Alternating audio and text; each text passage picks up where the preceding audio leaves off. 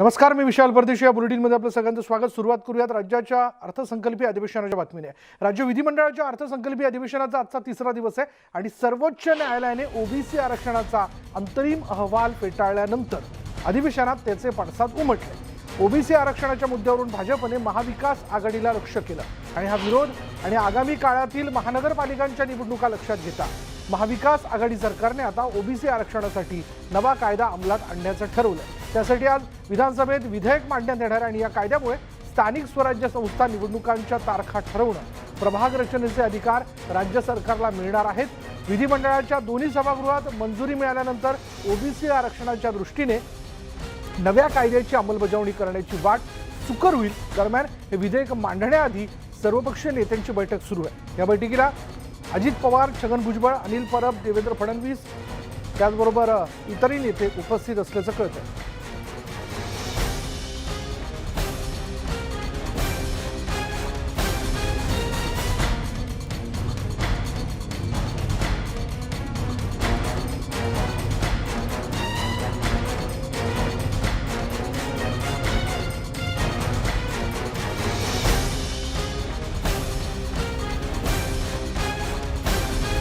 आज अर्थसंकल्पीय अधिवेशनाचा तिसरा दिवस आहे आणि आजच्या दिवशी राज्याचे अर्थमंत्री अजित पवार हे दोन्ही सभागृहांमध्ये ओबीसींच्या राजकीय आरक्षणाचं विधेयक जे ते मांडणारे हा विषय आधीच न्यायप्रविष्ट आहे आणि यावेळी जो अंतरिम अहवाल राज्य मागासवर्ग आयोगाने सुप्रीम कोर्टामध्ये सादर केलेला होता तो अहवाल सुप्रीम कोर्टाने फेटाळला.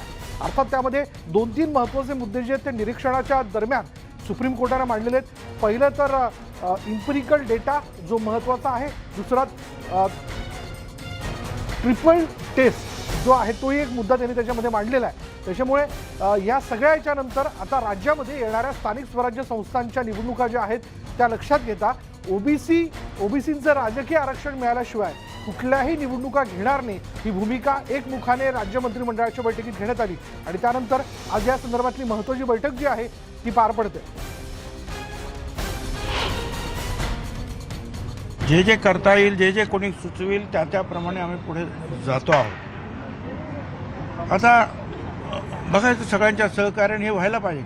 खरं तर केंद्र सरकारने जर त्याच्यामध्ये हस्तक्षेप केला आणि नवीन काहीतरी त्यांनी ताबडतोब निर्णय जर घेतला देश पातळीवर तर सगळ्या राज्यांची ही जी याचे संकट आहे सगळ्या राज्यांवरचं ओबीसींचं संकट जे आले ओबीसींवर ते सगळं दूर होईल.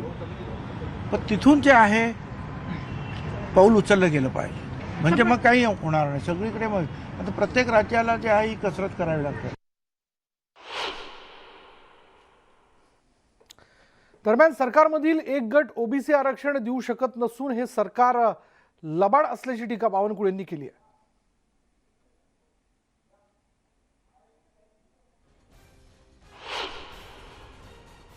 या सरकारमधला एक गट सक्रिय आहे जो ओबीसी आरक्षण होऊ देत नाहीये आणि यांच्या कृतीवरनं दिसत आहे आणि म्हणून मला वाटतं आम्ही समर्थन करू पण फेस सेव्हिंग चालणार नाही. तुम्ही आता ओबीसीला फुटबॉल तुम्हाला करता येणार नाही, लबाडी करता येणार नाही हे आम्ही स्पष्टपणे सांगतोय. जेव्हा इंटरिम रिपोर्ट सुप्रीम कोर्टाने पेटाळला ओबीसी आयोगाचा कारण मुख्यमंत्री हजर होते त्या बैठकीला इतर मंत्री हजर होते. सुप्रीम कोर्टाच्या लक्षात आलं ही पॉलिटिकल बैठक आहे, हा काही रिपोर्ट वगैरे तयार केला नाही आहे. तेव्हा राज्य सरकारचा एक अर्ज सुप्रीम कोर्टाच्या टेबलवर होता. तो अर्ज होता की ठीक आहे इंटरिम रिपोर्ट जर फेटाळला गेला तर 4 महिन्याची वेळ द्या, आम्ही 4 महिन्यामध्ये ओबीसी आयोगामार्फत डेटा तयार करून फायनल रिपोर्ट तयार करून तुम्हाला आम्ही पुन्हा येतो हे म्हणता आलं असतं. पण राज्य सरकारचा कोणताही वकील बोलला नाही. याच्यावरनं राज्य सरकारच्या मनात काहीतरी काळबेळ आहे हे दिसत आहे. आणि या बैठकीबद्दल अधिक तपशील आपण जाणून घेऊयात. आमचे मुंबईचे प्रतिनिधी विनोद राठोड आता क्षणात आपल्या बरोबर आहेत. विनोद, आता हा अटीतटीचा प्रश्न निर्माण झालेला आहे की येणाऱ्या निवडणुका लक्षात घेता ओबीसी समाजाचं राजकीय आरक्षण जे ते दिलं गेलंच पाहिजे असा आग्रह जो आहे तो अर्थात महाविकास आघाडी सरकारचा पण आहे. पण अशावेळी विरोधकांच्या वतीने देखील टीका होते. पण आता हे विधेयक मांडण्यापूर्वी जी बैठक पार पडते या बैठकीत नेमकी काय चर्चा केली जाणार आहे? विशाल, नक्की महाविकास आघाडी सरकारचा ओबीसी आरक्षण देण्याचा विचार असल्याचं बोललं जात आहे आणि त्या पार्श्वभूमीवर विधान भवनमध्ये एक बैठक पार पडली आणि त्या बैठकीमध्ये सर्व महाविकास आघाडीचे नेते उपस्थित होते आणि त्याचबरोबर विरोधी पक्षनेत्यांनाही या बैठकीमध्ये निमंत्रण देण्यात आलं होतं। एकंदरीत या बैठकीमध्ये ओबीसी आरक्षण जे आहे ते कशा प्रकारे टिकलं पाहिजे आणि त्यामध्ये काय बदल करण्यात येईल यासारख्या अनेक गोष्टींची या ठिकाणी चर्चा झाली आहे। परंतु महाविकास आघाडी सरकारने हे एक गोष्ट मात्र निश्चित ठरवली आहे, ती म्हणजे आता निवडणूक आयोगाचे जे काही अधिकार आहेत ते सरकारकडे घेण्याचा प्रयत्न या माध्यमातून होणार आहे आणि त्यासाठी आज ओबीसी आरक्षणाचा वर तोडगा काढण्याच्या दृष्टिकोनातून एक विधेयक आज विधानसभेमध्ये मांडण्यात येणार आहे आणि तो काही क्षणामध्ये मांडला जाईल। बैठक संपली आहे आणि आता विधानसभेचं कामकाज काही क्षणामध्ये सुरू होईल आणि त्या सभागृहामध्ये कामकाज सुरू असताना एकंदरीत ओबीसी आरक्षणाबाबतची भूमिका राज्य सरकार मांडणार आहेत आणि त्या विधेयकामध्ये कोणकोणते बदल या ठिकाणी पाहायला मिळतील हे आपल्याला काही क्षणामध्ये कळतील। परंतु ओबीसी आरक्षण जे आहे ते टिकावं या दृष्टिकोनातून महाविकास आघाडी सरकारचा प्रयत्न आहेत आणि त्या पार्श्वभूमीवर संपूर्णपणे एकंदरीत रंगीत तालीम या ठिकाणी रंगली आहेत आणि कॅबिनेटमध्ये जो निर्णय झाला आहे त्यामध्ये ओबीसी आरक्षण टिकवण्यासाठी जे निवडणूक आयोगाकडे जे काही अधिकार आहेत ते अधिकार कमी करण्याचा आणि राज्य सरकारकडे घेण्याचा हाही प्रयत्न आहे। परंतु या दरम्यान एक गोष्ट मात्र निश्चित झाली आहे की जोपर्यंत ओबीसी आरक्षणचा मार्ग मोकळा होणार नाही तोपर्यंत राज्यामध्ये निवडणूक होणार आहे। ज्या निवडणुका 6 महिन्याच्या जवळपास येऊन टेकल्या आहे त्याही निवडणूक आता पुढे ढकलण्याचा या ठिकाणी मानस आहेत आणि त्या दृष्टिकोनातून राज्य सरकार प्रयत्न करत आहे आणि ज्या निवडणूक आता लवकर होणार आहेत त्या निवडणूक आता 6 महिन्यापेक्षा जास्त कालावधी ढकलण्यात येणार आहे असं विनोद मी जरा थांबवतोय। आपल्या बरोबर आपले सहकारी उदय जाधव देखील आहेत, त्यांच्याकडे आपण जाऊयात। एक महत्वाचं अपडेट त्यांच्याकडे या संदर्भातला आहे। उदय, काय अपडेट आहे?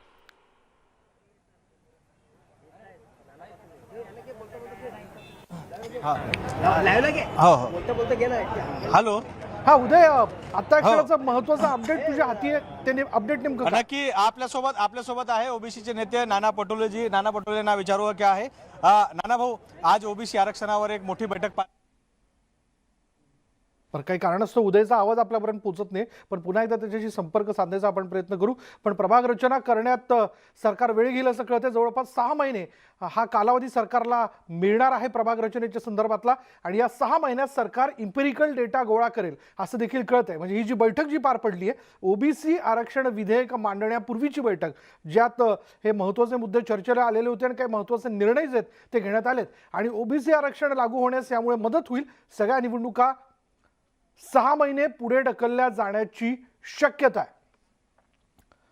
त्यामुळे ही महत्त्वाची घडामोड आपण बघतोय। ओबीसी आरक्षणाच्या संदर्भातली ही घडामोड आपण बघतोय। ओबीसी आरक्षण विधेयक आज राज्याचे अर्थमंत्री अजित पवार हे दोन्ही सभागृहात मांडणार आहे। त्यापूर्वी ओबीसी समाजाच्या प्रमुख नेत्यांच्या बैठकीत, म्हणजे यामध्ये महाविकास आघाडीचे नेते होते, विरोधी पक्षाचे नेते देखील यामध्ये होते, ज्यांना घेऊन खरं तर ही बैठक पार पडली आहे। आणि या बैठकीत असं कळत आहे स्थानिक स्वराज्य संस्थांच्या निवडणुकांबाबत एक मोठी बातमी अशी आहे की या निवडणुकांमध्ये निवडणुका ज्या आहेत त्या 6 महिने पुढे ढकलल्या जाण्याची शक्यता आहे। 6 महिने इम्पेरिकल डेटा गोळा करण्यास या माध्यमातून वेळ मिळेल, मदत होईल आणि त्यामुळे आत्ता तरी तुर्तास राज्यामध्ये ज्या प्रमुख महापालिकांच्या निवडणुकांच्या संदर्भात मोठी चर्चा सुरू झालेली आहे, कारण आता बहुतांशी ठिकाणी प्रशासक नेमण्यात आलेले आहेत। त्यामध्ये आपण जर नुकतंच पाहिलं तर औरंगाबादमध्ये तसा प्रशासक काम करतोय, ठाणे महापालिकेमध्ये देखील प्रशासक बसवण्यात आलेला आहे, कारण तिथल्या नगरसेवकांची मुदत जी आहे ती संपलेली आहे। अशावेळी मुंबई महापालिकेच्या बाबतीतही तेच घडेल। या सगळ्या याच्यात कळीचा मुद्दा आहे की अजूनही ओबीसी राजकीय आरक्षणाची वाट सुकर होऊ शकलेली नाही। हा विषय न्यायप्रविष्ट आहे। असा असताना न्यायालयाने, सुप्रीम कोर्टाने जो महत्त्वाचा मुद्दा या ठिकाणी अंतरिम अहवाल फेटाळत असताना म्हटलेला तो आहे इम्पेरिकल डेटा काही करून हा द्यावाच लागेल। ट्रिपल टेस्ट या संदर्भात देखील न्यायालयाने भाष्य केलेलं आहे। असं असताना आता राज्य सरकारला राज्य मागासवर्ग आयोगाचा अंतरिम अहवाल जरी त्यांनी दिलेला असला तरी त्यांना पुन्हा एकदा नव्याने तो अहवाल तयार करावा लागेल, इम्पेरिकल डेटा गोळा करावा लागेल आणि हे आजचं जे आरक्षण विधेयक जे आहे ओबीसी आरक्षण विधेयक ते मांडण्यापूर्वीची जी बैठक झाली त्या बैठकीमध्ये हा इम्पेरिकल डेटा गोळा करण्याच्या संदर्भात आपल्याला 6 महिने लागू शकतात याबद्दलची चर्चा जी आहे ती निश्चित करण्यात आली, त्यावरती सगळ्यांचं एकमत झालं। त्यामुळे स्थानिक स्वराज्य संस्थांच्या निवडणुका या 6 महिने पुढे ढकलल्या जाऊ शकतात आणि ही आता क्षणाची महत्त्वाची घडामोड म्हणता येईल। त्यामुळे आता नव्या कायद्यानुसार निवडणुकीच्या तारखा ज्या त्या ठरवल्या जातील, त्याचबरोबर प्रभाग रचना ती देखील ठरवण्याच्या संदर्भात राज्य सरकारला वेळ मिळेल। अशा महत्त्वाच्या घडामोडी जी आहे ते याबाबत आपल्याला घडताना दिसत आहेत. यात आपण प्रामुख्याने यातला जर घटनाक्रम आपण जाणून घेतला, खरं तर जेव्हा ओबीसी वर्गाचं राजकीय आरक्षण हे धोक्यात आलं किंवा ते रद्द करण्याचा निर्णय जो आहे तो न्यायालयाने घेतला, त्यावेळी सुप्रीम कोर्टात या संदर्भात धाव घेण्यात आली आणि सुप्रीम कोर्टाने यावरती भाष्य करत असताना काही महत्त्वाचे मुद्दे सुचवले, ज्यामध्ये इम्पिरिकल डेटाचा मुद्दा जो आहे तो प्रामुख्याने समोर आला होता. आणि त्यानंतर मग राज्य मागासवर्ग आयोगाने एक अंतरिम अहवाल तयार केला, ज्या माध्यमातून पुन्हा एकदा ओबीसी राजकीय आरक्षण कायम करण्याच्या दृष्टिकोनातून सुनावणी व्हावी, न्यायालयाने आपल्या बाजूने निकाल द्यावा, हा राज्य सरकारचा प्रयत्न होता. पण हा अंतरिम अहवाल बघत असताना पुन्हा एकदा सुप्रीम कोर्टाने ज्या आधारावरती तुम्ही राज्यातल्या ओबीसी वर्गाची आकडेवारी ठरवताय किंवा टक्केवारी ठरवताय ती पद्धत मुळातच जुनी आहे. त्याच्यामुळे इम्पिरिकल डेटा हा जो आहे तो आवश्यक आहे आणि तो गोळा केला जावा अशी सूचना जी आहे ती सुप्रीम कोर्टाने राज्य सरकारला केली. एक प्रकारे यातनं त्यांनी राज्य सरकारला सूचना करत असताना फटकारलं देखील. म्हणून आता हा डेटा गोळा करण्याच्या संदर्भात 6 महिने लागू शकतात असं त्यांनी म्हटलेलं आहे. आणि आता स्थानिक स्वराज्य संस्थांच्या निवडणुका या 6 महिने पुढे ढकलल्या जाऊ शकतात, या संदर्भातली चर्चा या बैठकीत झाली. बोलूयात आमचे प्रतिनिधी विनोद राठोड आता क्षणात आपल्या बरोबर आहे. विनोद, काय अपडेट? नक्की विशाल, आता काही क्षण आधी आपण नानापत्र